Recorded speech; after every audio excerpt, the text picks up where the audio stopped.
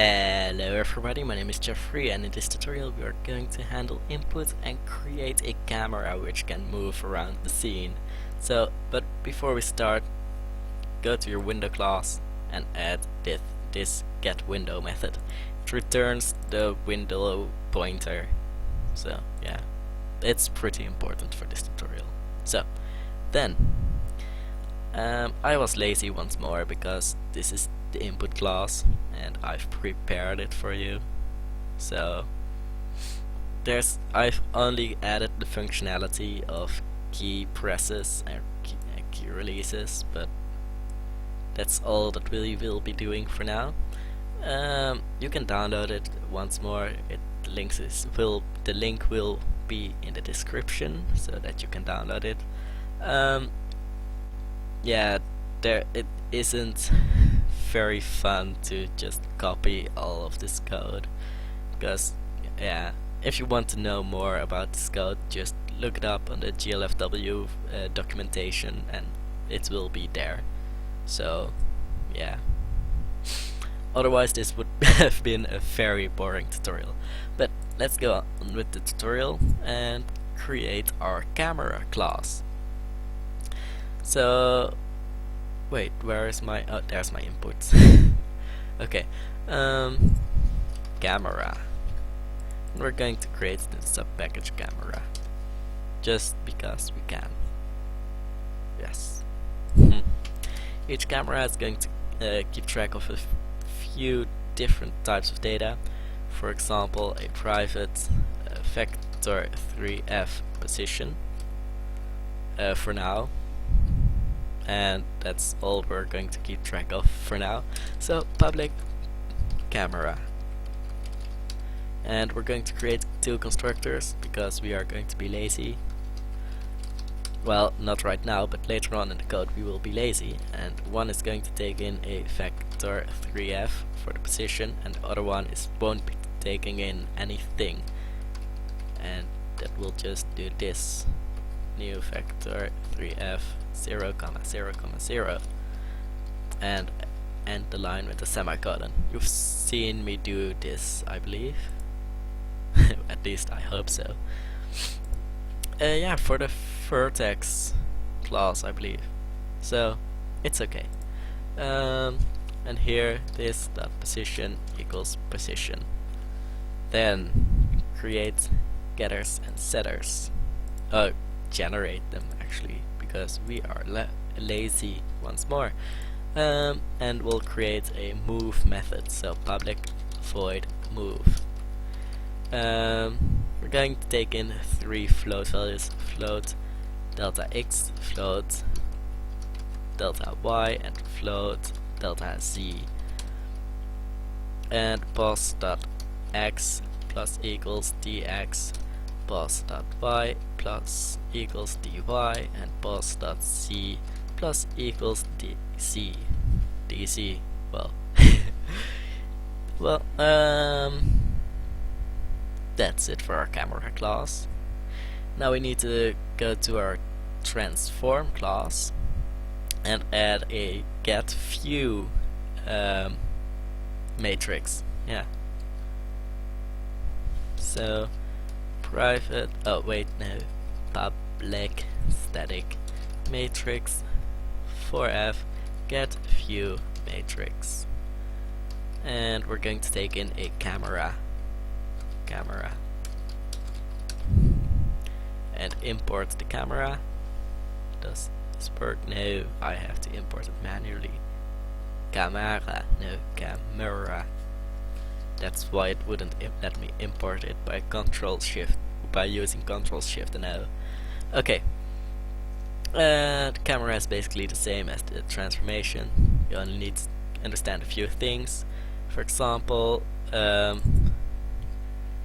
translation is you have to multiply. Well, all the translation. If you move the camera 1 pixel to the left, essentially what's happening is the world is moving 1 pixel to the right. So you have to make all of the movement that the camera does negative, so we'll just enter the negative position of the camera in here. So vector 3f pos equals camera dot get position, and over here pos dot x, pos dot y, and pos dot z, and just put a minus sign thingy in front of all of them. Rotation will be 0 for now until we implement that. So, and scale will be 1. Actually, we won't need scale because I don't think that our cameras are going to support zooming in and out. Well, they probably will, but that will just be moving the camera closer and further away. So, yeah. So that's the transform method. Next, camera, we have to handle the input. So for now we'll handle the input in our main method. Yes, and we'll have to create a camera object. So private camera, and import the camera and create it over here. This will be temporarily actually, so I'm going to add temp in front of that, and camera equals new camera, and we'll have to tell the master renderer what the camera is. So camera, and which camera we are currently using may change from frame to frame, so we're going to tell the master renderer what camera we are using in the render method itself. So camera,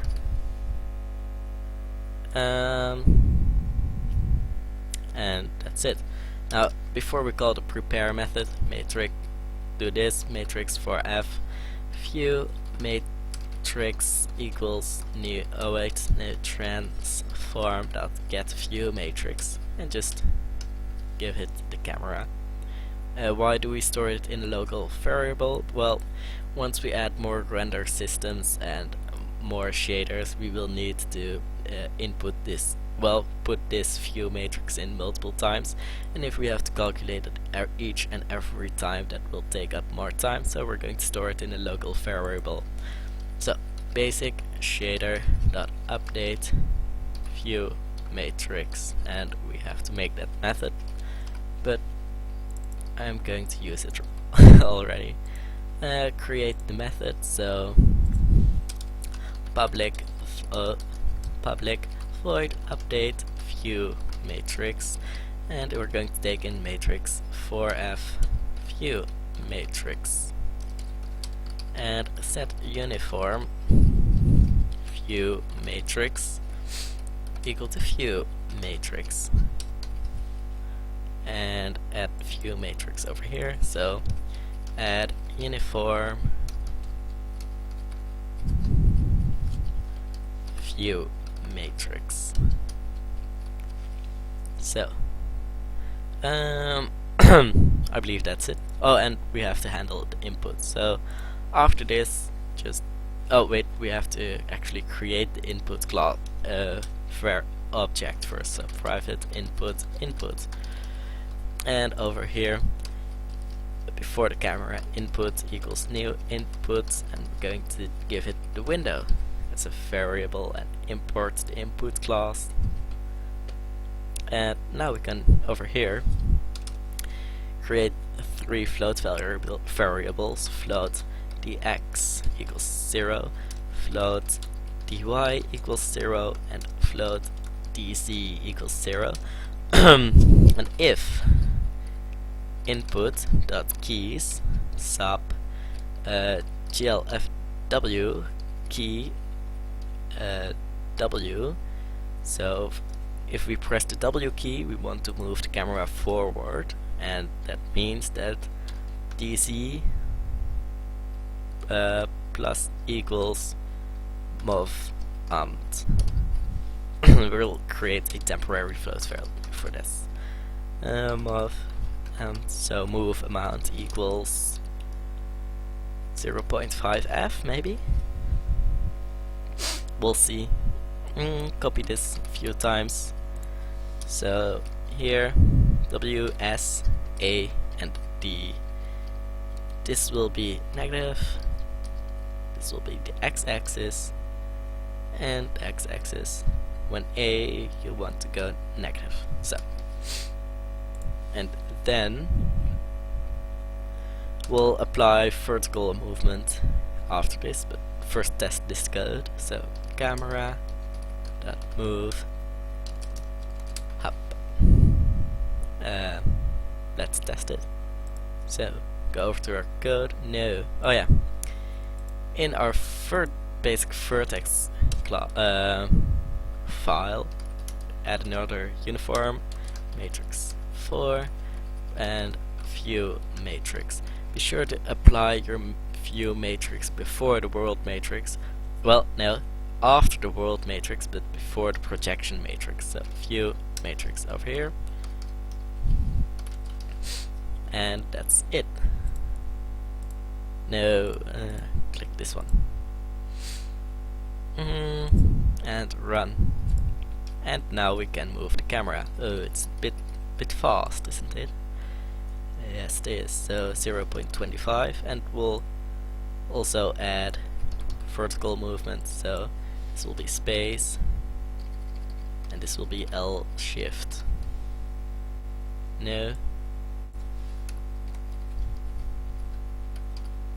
Left. Oh, left shift.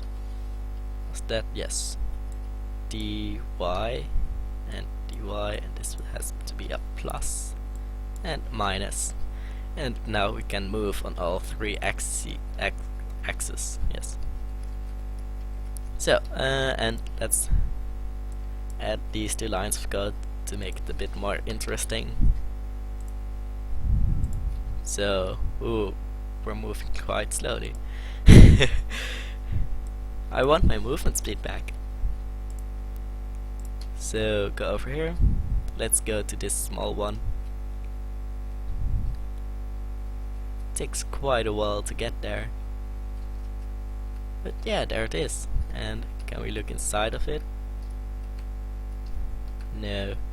Oh wait, we can. So, and this is because we haven't enabled culling yet, but we'll add that in the next tutorial, or the one after that. So I hope you see you in the next tutorial. Bye. Well, bye.